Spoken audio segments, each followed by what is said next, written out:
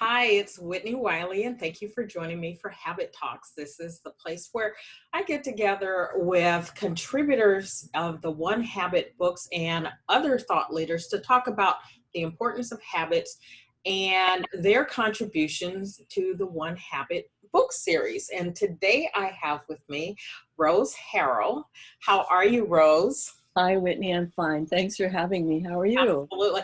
I am great, thank you. And we didn't get to meet, unfortunately, for the launch of the One Habit for a Thriving Home Office, but I'm glad we got an opportunity to sort of have a redo. And you got a chance to come and let everyone meet you, and we'll have a short conversation about your contribution to that book. And if you have not gotten your copy of One Habit for a Thriving Home Office, the information will be in the post. So, Rose, let's learn a little bit about you before we talk about habits and your contribution to the book. You are listed as a change maker catalyst. What exactly is that? Well, I'm a certified master business coach, and some years ago I realized that I really wanted to work with people who want to make a positive difference in the world, and I call them change makers. And so I want to catalyze them so that they can so that they can live into their vision and really fulfill the potential in their vision and their dreams and usually their life purpose. And a lot of times they're not money motivated. And so they can tend to sort of neglect certain parts of their business that aren't the fun parts maybe. And so I like to help them see that taking care of those parts can be fun. They can do it their way, and it will support the whole process that they're creating. So give me an example of one of those, because I can give you a laundry list of the things that are in my business that I don't enjoy doing, but give me an example of some of the things that you help people with to see that they can be enjoyable. Because I think one of the things we do as entrepreneurs is that we get into business so that we can be in more control of our lives, that we can do things that we enjoy. And then you start doing that, and then you find out, as you said, I don't want to do these things. So give us an example of how you work with someone in that respect. Well, gosh, I can think of a lot of examples. Okay, one person is a really gifted acupuncturist and great at doing the acupuncture. But when he came to me and he just said, my office isn't running. We're working really hard and we're seeing a lot of patients, but not making the money we should be making. I don't know what's going on. And so I have different assessments that I like to use. They're fun in themselves, and they help people understand themselves. And when he finished the assessment, he said, "Oh, this explains a lot."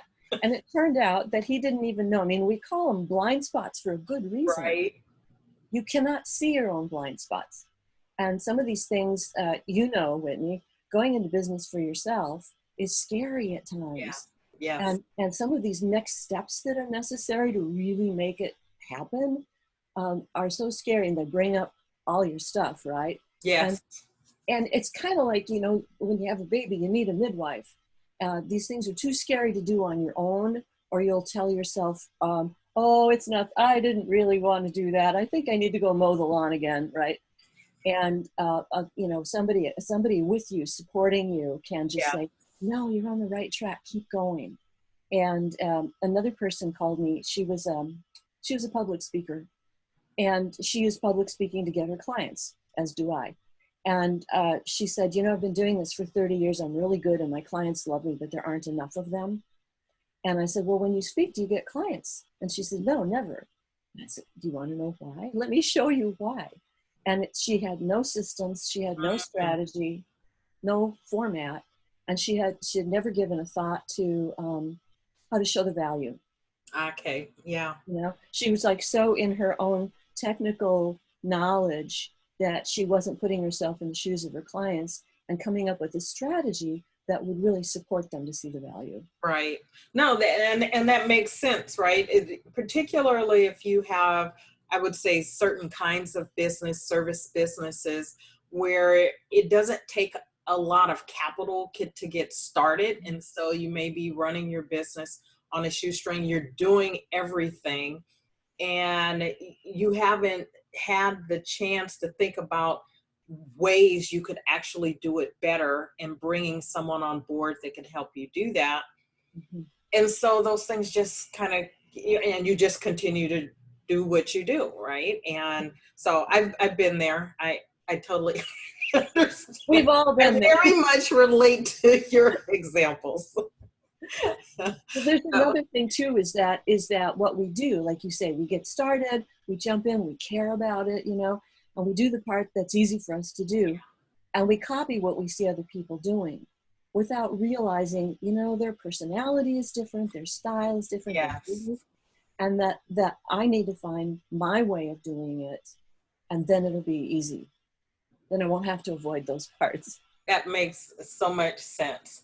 So I want to talk just a little bit about the book. So here's the book, One Habit for a Thriving Home Office. And you will find Rose's chapter is number 53 on page 325. Mm-hmm. And so you have a habit of you talk about being out in nature and taking breaks out in nature. What was the impetus for that being your contribution to this book?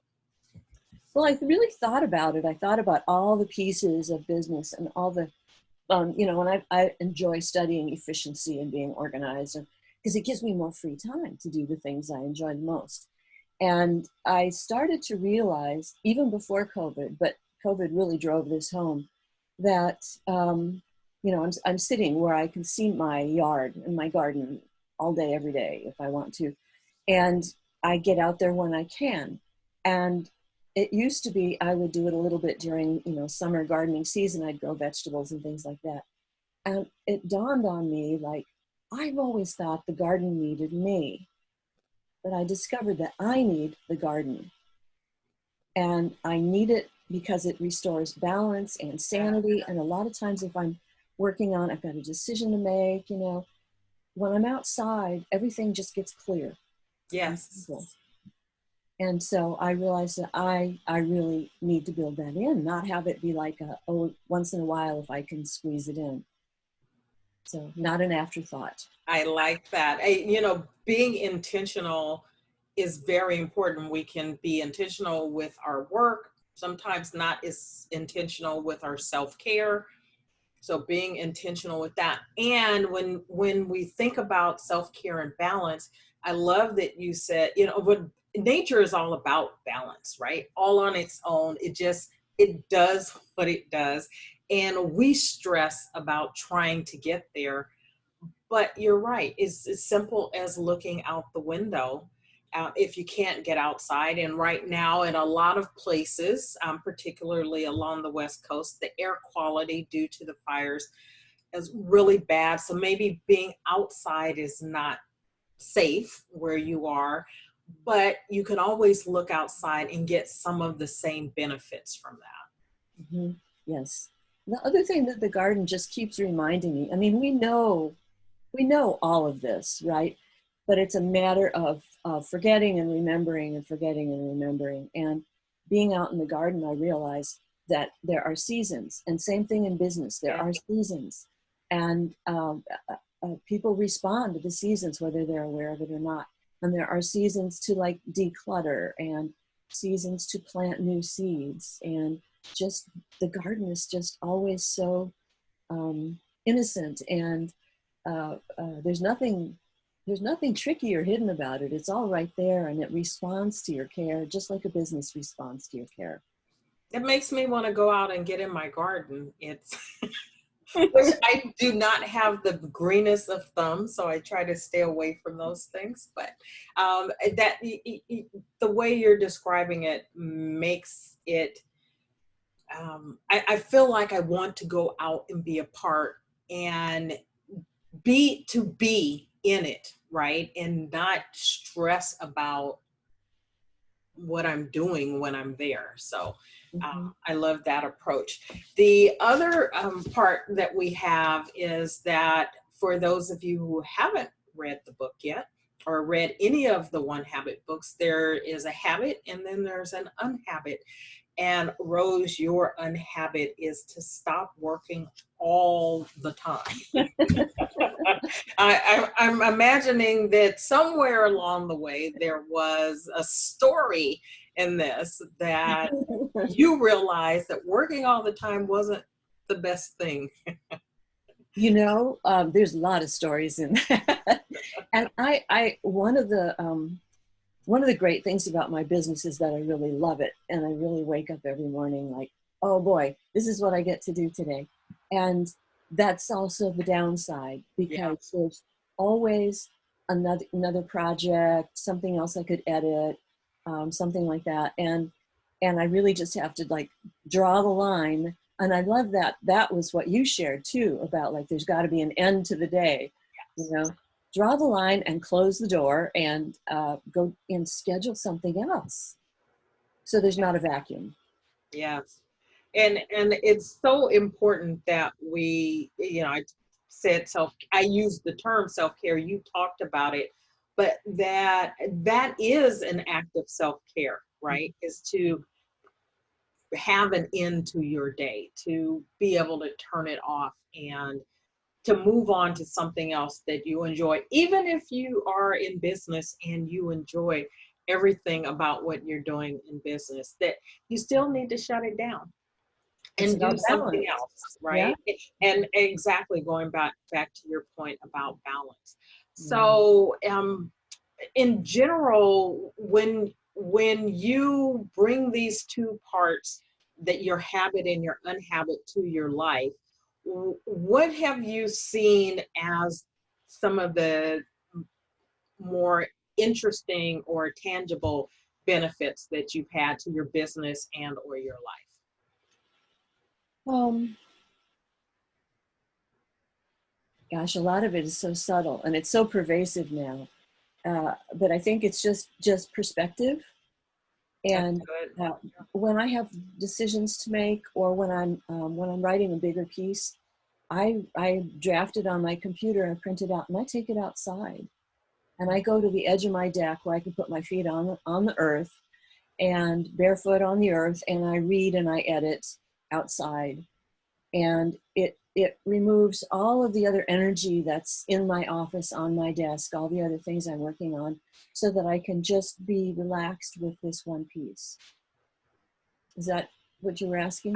No, I yes, absolutely. I love that. I'm gonna take I'm gonna take that one on. I start each day outside. I go out and I meditate. I do a priming exercise. It's a breathing exercise. I do that outside, spend some time outside journaling.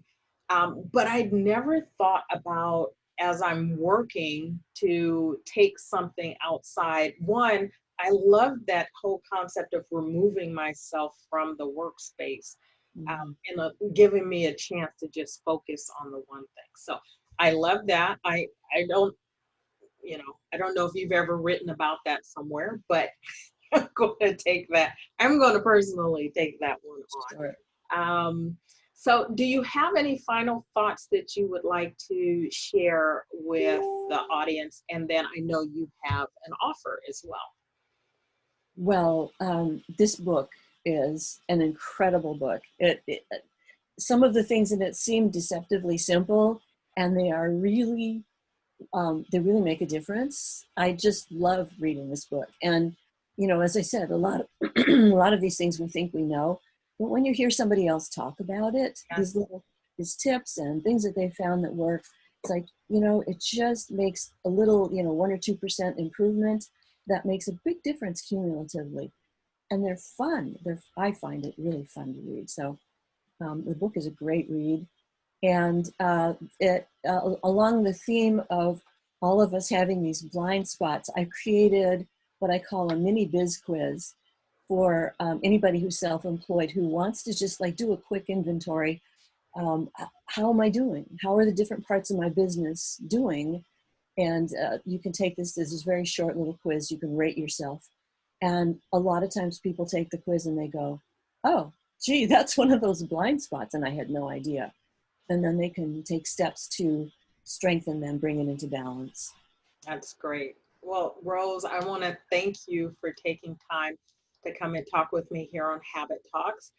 It was a pleasure meeting you. I feel like better late than never, right? Yes. And that we had a chance to work out a schedule so that you could come and share a little bit about yourself to the readers of the One Habit community. Thank you so much, Whitney. Absolutely. And again, if you haven't gotten your copy of the One Habit for Thriving Home Office, you can purchase it. The link will be in the post. And then if you want to take Rose up on her offer for the quiz, her web address is roseharrow.com.